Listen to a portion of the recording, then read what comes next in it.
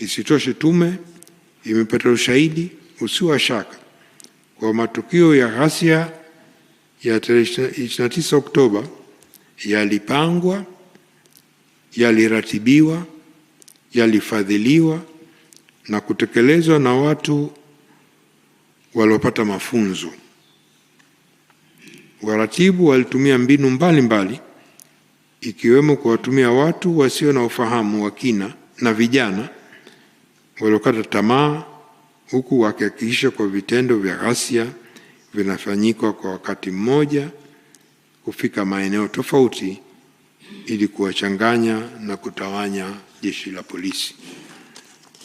Mheshimiwa Rais, taarifa na ushahidi unathibitisha kuwa watu waliokuwa wakizunguka katika maeneo mbalimbali kama vile mitaani, vyuoni, kwenye masoko na stendi za mabasi wakishawishi na kuwaandikisha watu mbalimbali kushiriki katika ghasia za wakati na baada ya uchaguzi mkuu.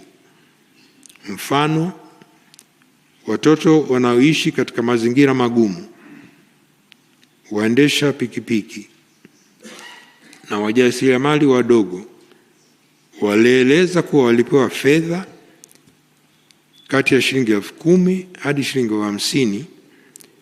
Ni waliahidiwa ajira na maisha bora.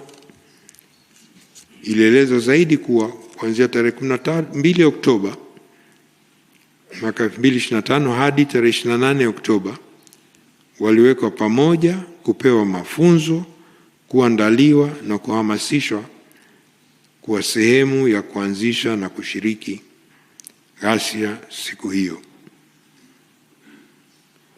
Aidha, ilibainika kuwa makundi yaliyoshawishiwa ndio wahusika zaidi katika ghasia, wakati wahusika wakuu wa ghasia na waratibu hawakuwepo kwenye maeneo ya matukio, hali iliyochangia kwa kasi kikubwa kutokamatwa kwao, huku wengi na waliokamatwa wakiwa na wananchi wa kawaida, wakiwemo wafuata mkumbo au kushawishiwa kwa malipo kidogo au hadi ya kunufaika na mabadiliko yaliyopangwa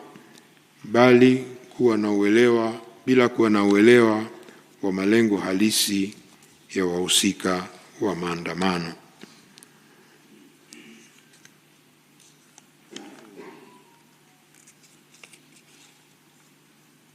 Kuna kijana mmoja